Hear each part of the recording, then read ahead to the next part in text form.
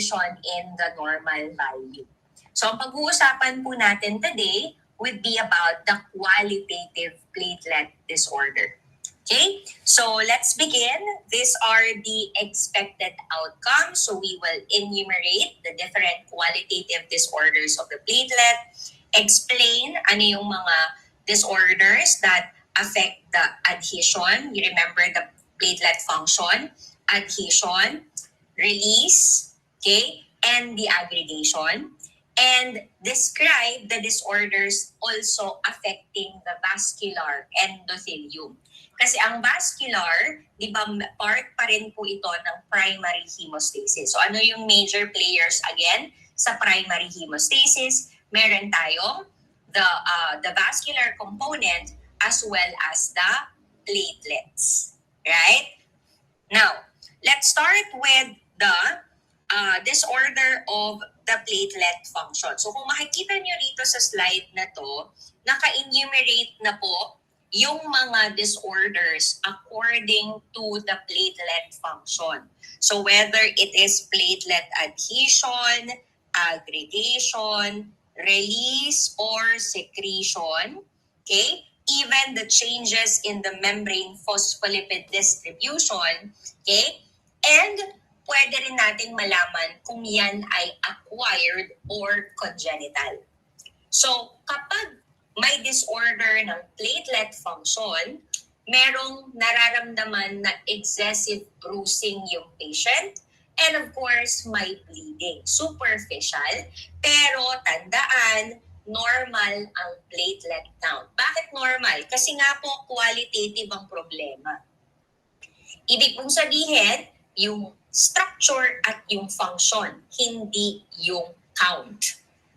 Kaya may bleeding, kaya may bruising. Malinaw?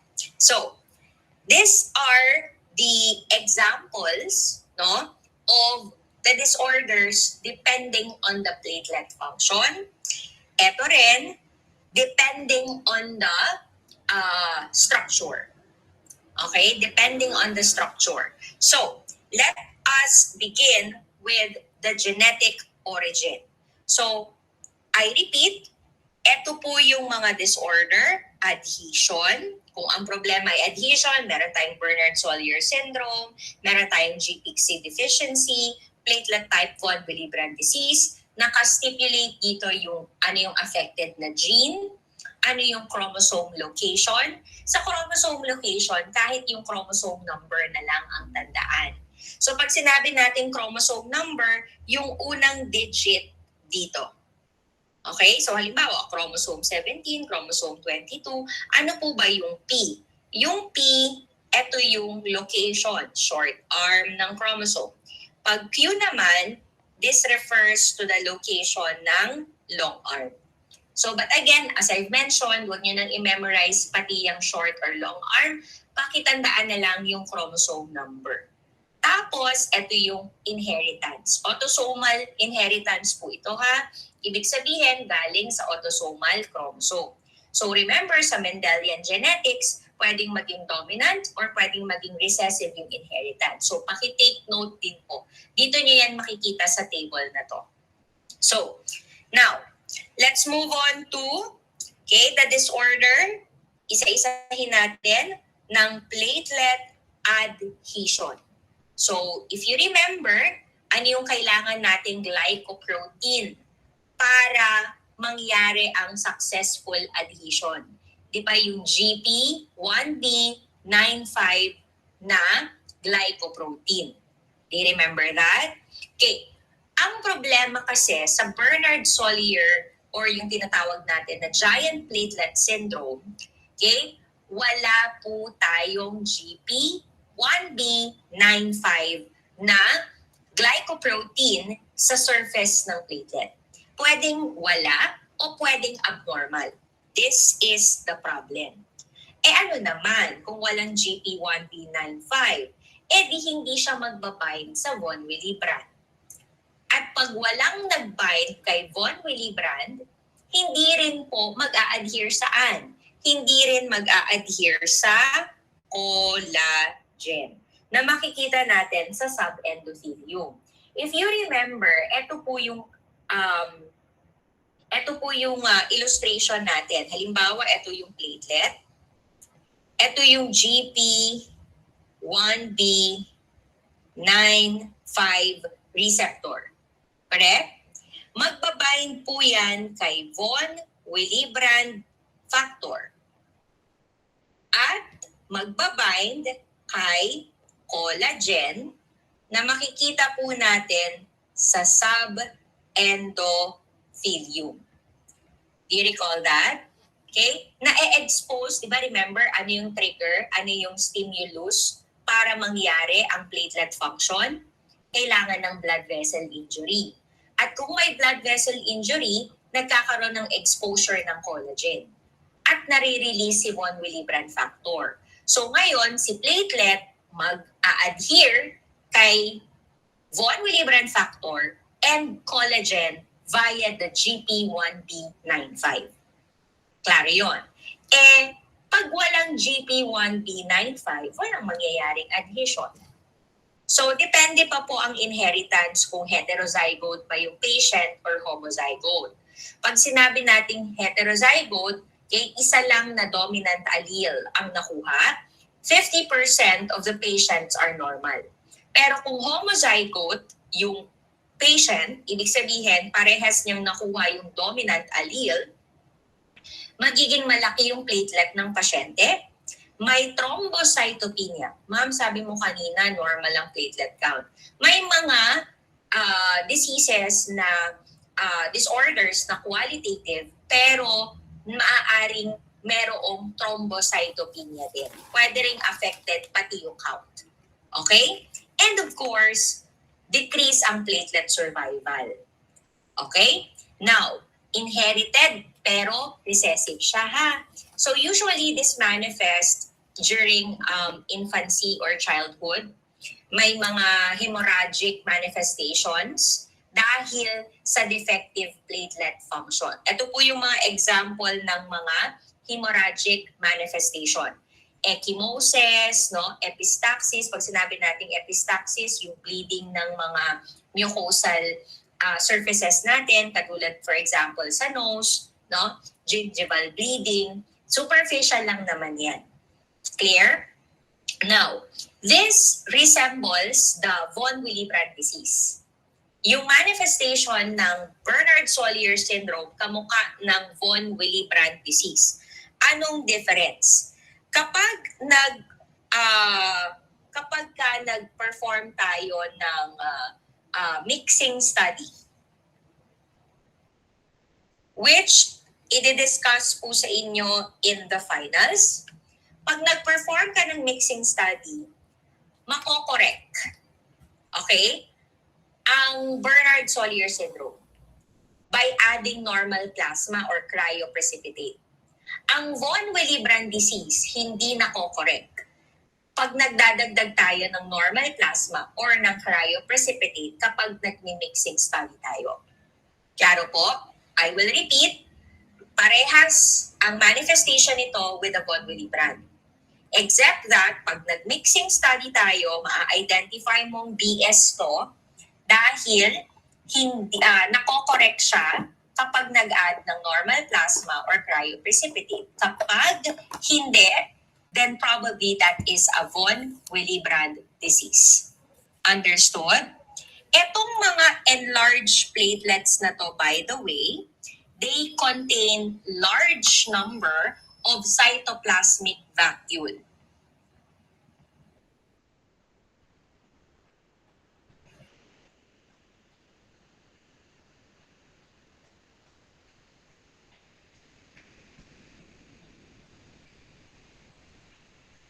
Okay? And yung mga megakaryocytes. Okay, ma'am, bakit magkakaroon ng megakaryocyte? Mababa nga kasi yung platelet mo. So, ang mangyayari guys, yung mga megakaryocytes natin sa bone marrow, magiging activated. Right? So, yung mga megakaryocytes, they will exhibit an irregular Naalala niyo yung DMS, demarcation membrane system? So that is also an indication that it is a Bernard-Solier syndrome. Okay? So, by the way, ang size ng platelets no, na enlarge is between 5 to 8. Di ba ang normal na size ng mga platelet nasa 2 to 3 micrometer lang. 2 to 3 micrometer ang normal. Pero ito guys, no, pwede siyang maging 5 to 8 and even up to 20 micrometer. Yung size ng mga enlarged platelets na to. Okay? Tapos, ang thrombocytopenia, pwede pong bumabayan ng 40,000 per ml. 40,000 per ml. Next. So, for the for the Bernard-Solier syndrome, again, naalala niyo yung nawala, yung GP1B95 complex. Okay? So, if you remember, pwedeng wala or pwedeng abnormal. Correct? Ito po, yung dinidiscuss natin sa slide na to, yung abnormal. By the way, ito po yung complex. Ito yung laman ng complex na GP1B95. So, it is consists of GP1B alpha, GP1B beta, your GP9, and your GP5 in 2:2:2:1 ratio. Now, para maging express siya no, sa surface ng platelet, nagre-require siya ng GP1B alpha, GP1B beta, GP9, and also GP5. So, ang pinaka-common sa defect or abnormality ha, ng Bernard-Solier syndrome, defective yung GP1B alpha. Naintindihan? Bakit? Kasi itong GP1B alpha na to, siya yung may binding site para sa von Willebrand and thrombin. Naintindihan yon? Di ba sabi natin kanina, anong problema pag merong Bernard-Solier syndrome? Pwedeng wala or pwedeng abnormal. Kung abnormal, ano yung defective? Defective yung component na GP1B alpha. Kasi siya ang binding site ng von Willebrand mismo. Naiintindihan? So, paano natin ina-identify ang Bernard-Solier syndrome? So, let's look at the laboratory profile. Normal ang platelet aggregation in response to all platelet activating agent. Pero abnormal kapag restositin ang ginamit nating platelet activating agent. By the way, may iba't ibang platelet activating agent ha. Meron tayong collagen, meron tayong thrombin, okay, etc. Pag ang ginamit natin ay restositin na platelet activating agent, yung platelet aggregation ay abnormal. Klaro po yun?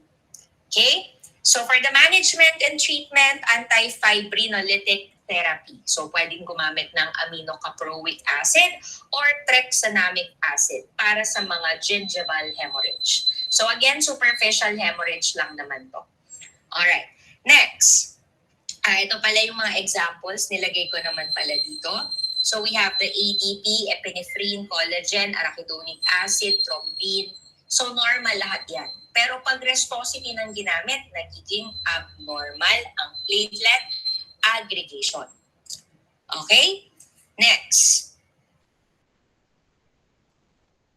Let's move on to the other inherited giant platelet syndromes. Other inherited po ito ha, other inherited. Kasi ang Bernard-Solier syndrome is inherited also pero recessively. Right? Ito yung mga i-discuss natin dito or yung makikita niyo dito mga disorders, may mga large platelets din sila at saka may thrombocytopenia din, katulad ng Bernard-Solier syndrome. Yung tendency ng bleeding nila is mild, pero yung ultrastructure ng platelet ay normal. So sa May-Heglin anomaly, abnormal ang microtubule distribution. Sa Epstein syndrome, yung mga platelets natin spherical. Okay, di ba dapat discoid? So the platelets in Epstein syndrome are spherical at may prominent na SCCS. Do you remember the surface connected canalicular system? Okay, so these are the diseases enumerated. We have the giant platelet with velocardiofacial syndrome. Take note of the inheritance, yung platelet count, yung bleeding, at yung bleeding site. So, naka-enumerate naman yan sa table na to. Naintindihan? So, ma'am, kailangan din po ba namin to lahat i-familiarize, of course. So again, anong common denominator sa mga diseases na to? Parehas sila ng Bernard-Collier syndrome na malalaki ang platelet and may thrombocytopenia. Pero in relation to your, in comparison to your Bernard-Collier syndrome, this time, walang platelet ultrastructure abnormality. Diba sa Bernard-Collier syndrome, merong lack or abnormal GP1B95. Dito, yung ultrastructure ng platelet are normal. Klaro po ba yun?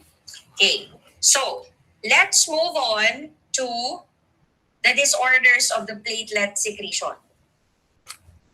Disorders of platelet secretion, starting with the storage pool disease. Unahin natin yung dense granule. Naalala niyo yung dalawa pong granules natin? We have the alpha and the dense. So, unahin muna natin i-discuss yung sa dense granules na storage pool disease. So, starting with the Hermansky-Pudlak syndrome. So, this is inherited recessively, no? Sa chromosome number 19. The problem is deficient ang dense granule. Understood? Deficient ang dense granule. So, ngayon, merong tinatawag na albinism, yung patient, that's one of the manifestation, tyrosinase positive oculocutaneous albinism. Defective din pati yung lysosomal function ng platelet. Okay? And nagkakaroon ng spheroid-like deposition sa mga cells ng reticuloendothelial cells. Morphologic abnormality nito, mayroong dilation sa SCCS. Okay? Marked dilation sa SCCS. So, for the management and treatment, transfusion, kasama ang RBC at platelet. Next, by the way, itong dilation ng SCCS, ito yung tinatawag nating Swiss cheese platelet. Okay? Swiss cheese platelet. Kamukha niya yung, familiar kayo dun sa cheese na maraming butas? Yun. That's a Swiss cheese. Kaya po nagkaroon ng ganong description kasi nga markedly dilated yung SCCS na structure ng platelet. Okay, next. Another would be the Chediak-Higashi. Chediak-Higashi syndrome. Dense granule pa rin po ito. Inherited, autosomal pa rin, recessive. Chromosome number 1 naman. Ano naman ang problema dito? So, ganun pa rin, deficiency pa rin sa dense granule. Okay? So, meron din albinism, pero this time, it's partial in comparison to your Hermansky-Pudlak. Okay. Next, meron ding frequent bacterial infection. Alright? And giant lysosomal granules in cells. So, bakit nagkakaroon ng bacterial infection? Kasi po, malalaki masyado yung mga lysosomal granule. Alam naman natin ang purpose ng lysosome, di ba? Sila yung responsible para sa digestion ng mga na-engulf na bacterial cells. Okay? So, also, meron ding hemorrhage yung patient na may Chediak-Higashi syndrome. So, there is an accelerated form of Chiari-Higashi syndrome wherein may lymphocytic proliferation sa liver, sa spleen, and even in the bone marrow. Nag-a-accumulate po yung macrophage sa tissue. Anong nangyayari? Dahil nag-accumulate yung macrophage sa tissue, nagli-lead yan sa pancytopenia. At dahil pag sinabi nating pan, when you say pan, it means all cells are low. Kaya merong hemorrhage, mababa yung platelet, at bakit increase ang susceptibility sa infection? Dahil mababa yung mga WBCs. Naintindihan? Pag accelerated ang Chiari-Higashi, nagkakaroon ng proliferation sa iba't ibang organ leading to the accumulation of macrophage in the tissue leading to pancytopenia. Kaya may hemorrhage at may susceptibility to infection. Okay, number 3, under pa rin po tayo ng dense granule, the Wiskott-Aldrich syndrome. So, it is also inherited pero hindi na autosomal. X-linked na po siya. So, pag sinabi nating X-linked, saan galing? X chromosome. Now, what's the problem? Wala po tayo ng protein na Wiskott-Aldrich. Okay? So, that is a protein which is very important for the migration. Pag wala ka ng Wiskott-Aldrich na protein, impaired yung migration, impaired din pati yung adhesion. You understand? Ano yung migration? Migration ng cells. Di ba dapat magmamigrate sila papunta dun sa area ng injury? So, dahil walang magmamigrate sa area ng injury, walang mag-a-adhere na platelet. You understand? Ang classic form ng Wiskott-Aldrich syndrome, meron ding thrombocytopenia. Okay? Tapos, yung patient, susceptible din siya sa infection. By the way, yung thrombocytopenia nito, yung mga platelet, maliliit ha. Kaya po tinatawag na microthrombocytopenia. Ibig sabihin, mababa yung platelet plus maliliit yung platelets. Then the patient is experiencing severe eczema, skin problems.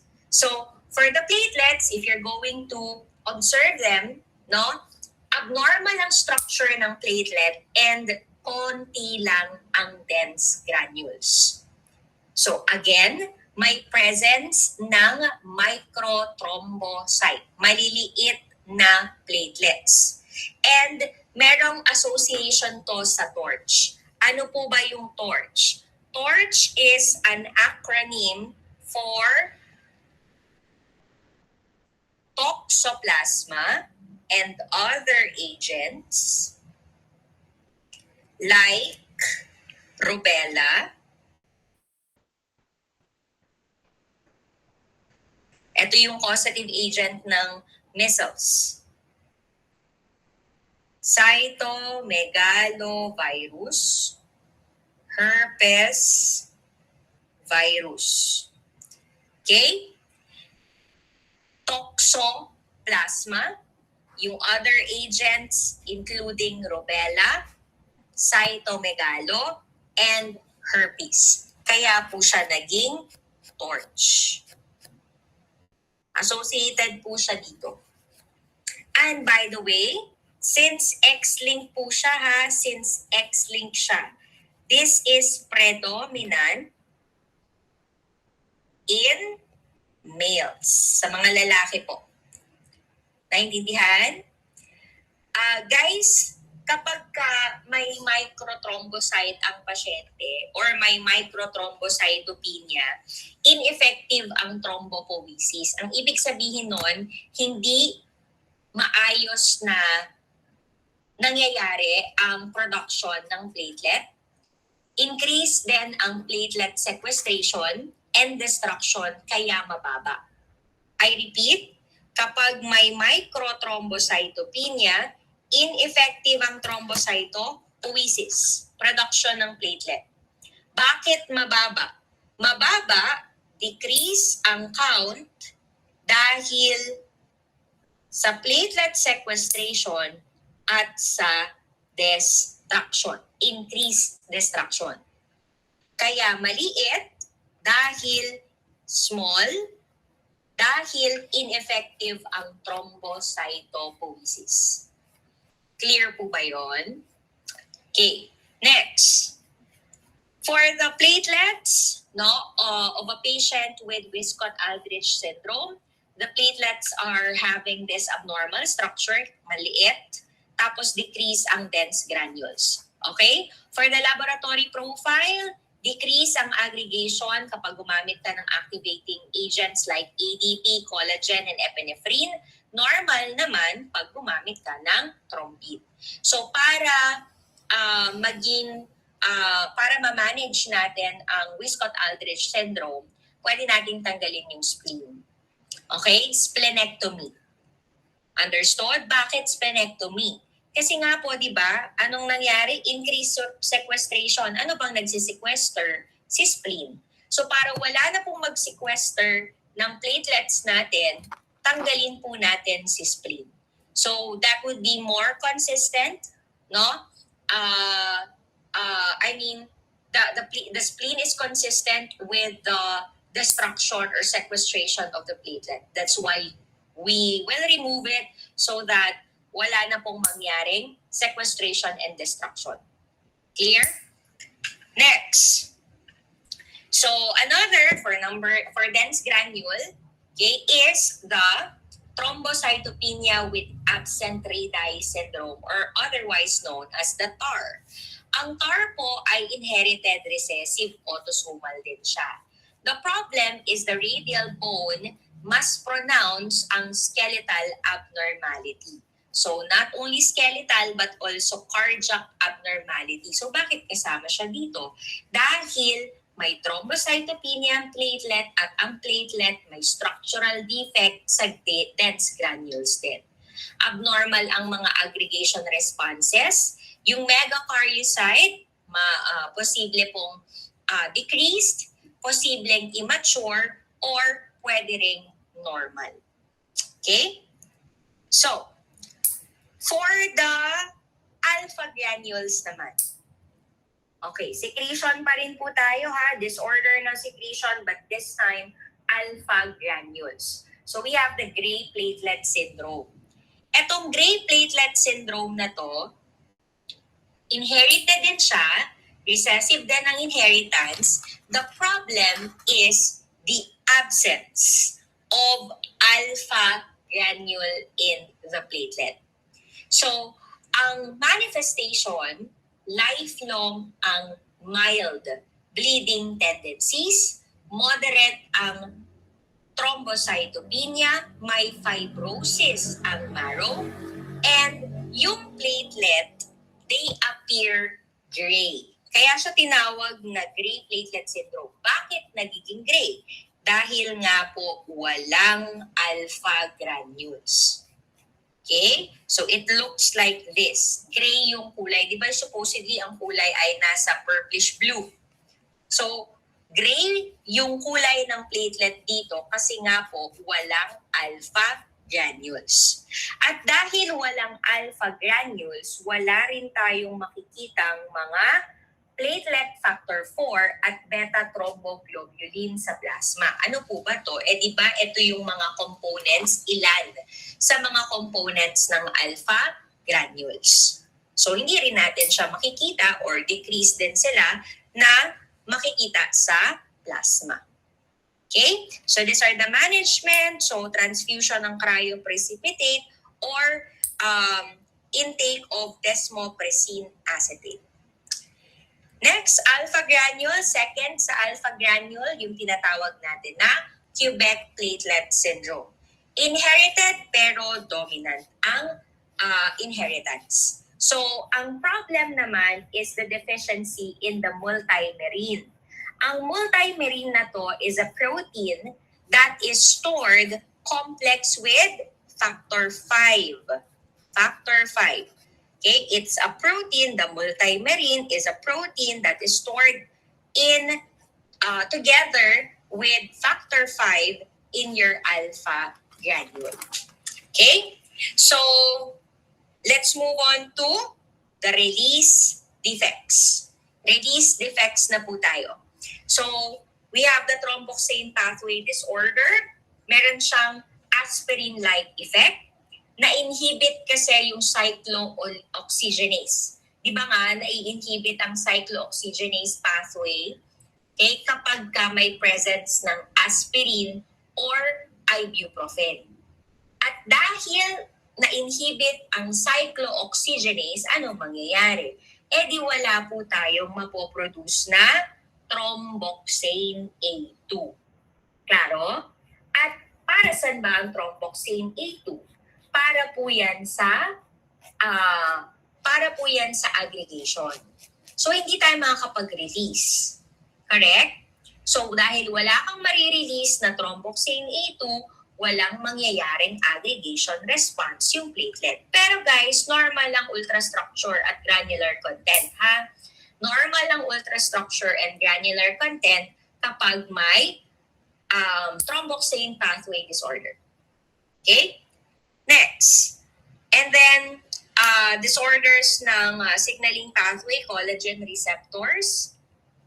So if you have deficiency in alpha-2, beta-1, or also known as your GP1A2A integrin.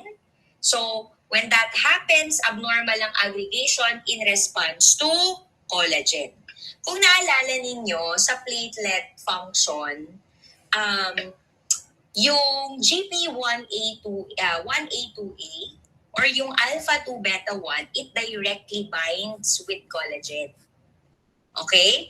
Kung deficient po tayo niyan, edi walang magbabind kay collagen. So kung magpa-perform tayo ng aggregation, no? At ang gagamitin natin is yung collagen as the platelet activating agent, abnormal ang aggregation response. Understood?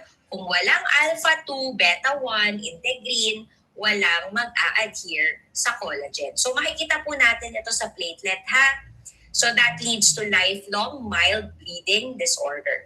Another would be the deficiency in GP6. Again, directly bound to collagen, ang GP6. Do you recall that? So that will result also to bleeding. Abnormal din ang aggregation, okay, kapag gumamit tayo ng collagen. Understood? Associated din to sa mga gray platelet syndrome. Guys, para mas madali nating maintindihan ng mga diseases, kailangan strong ang foundation natin sa primary at secondary hemostasis. Clear? Alam nyo pa rin dapat hanggang ngayon yung mga glycoproteins kung kanino sila nagbabind. Alam nyo pa rin dapat kung paano nangyayari yung platelet function para hindi tayo nahihirapan intindihin kung paano nangyayari yung mga diseases. Is it understood? Okay, another signaling pathway disorder would be the adenosine diphosphate receptors. Ito po yung mga receptor ng ADP. So example, the P2X1 and the P2Y12. Yung P2X1 na receptor natin for ADP, yan yung nagmi-mediate ng calcium mobilization. At yan yung nagfa-facilitate ng shape change in response to ADP. Yung P2Y12, okay, that leads to macroscopic platelet aggregation that could be coupled with adenylate cyclase through the GI protein complex. Okay? So, kapag meron tayong deficiency sa mga receptors na to, that leads to decreased platelet aggregation, of course, in response to your ADP. Okay? And kung meron tayo nito, normal ang platelet change at calcium mobilization. So, but these disorders, kung deficient man tayo sa mga receptor nito, will only lead to mild bleeding and platelet transfusion lang. para ma-manage natin yung disorder. Okay? So, next, Scott and Storm-Morgan syndrome. Ang Scott syndrome, inherited recessive siya. This is a disorder of calcium-induced membrane phospholipid scrambling. Ang Storm-Morgan naman, laging activated ang platelet. Bakit? Dahil, naalala niyo yung phosphatidylserine, laging nasa labas. Eh di ba dapat normally ang phosphatidylserine, normally nasa inner po ito, membrane. Kapag nag-flip, di ba siya palabas, ano nangyayari? Na-activate yung platelet. Do you understand? Ngayon, sa Storm-Morgan syndrome, palagi siyang nasa labas. Kahit walang prior activation. Do you understand? So that leads to always activated platelet status. Storm-Morgan syndrome. Okay.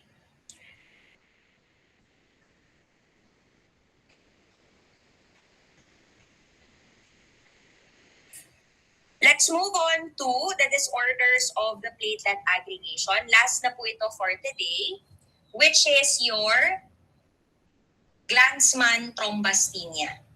Ang Glanzmann thrombasthenia is inherited and recessive. Ano naman ang problema natin dito? Ganon din katulad kay Bernard-Sawyer syndrome, pwedeng lack or abnormality, this time ng GP2B3A. Kanina sa Bernard-Sawyer syndrome, GP1B95. Para naman saan ang GP2B3A?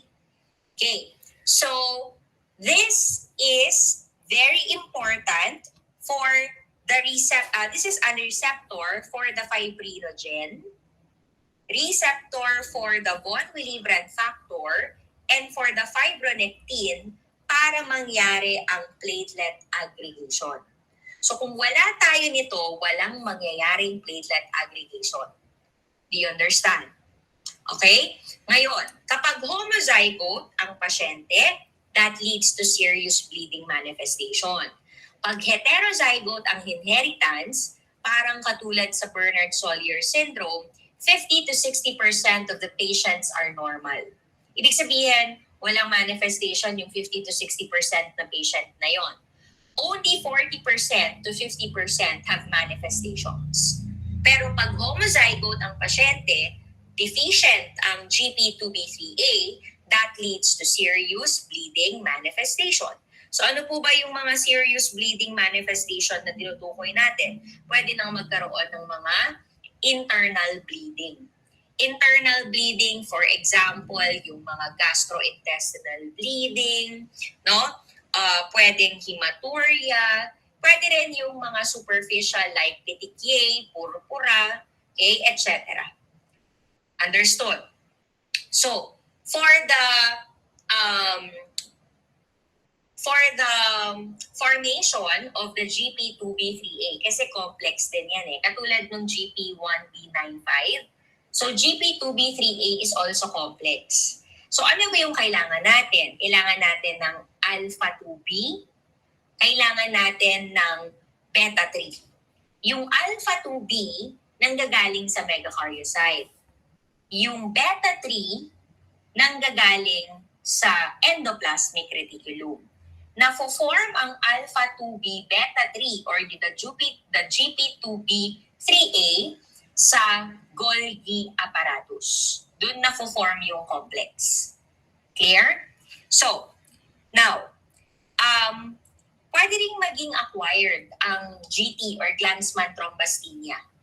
So, paano? Nagde-develop po tayo ng auto-antibody na nag-a-attack sa GP2B3A natin.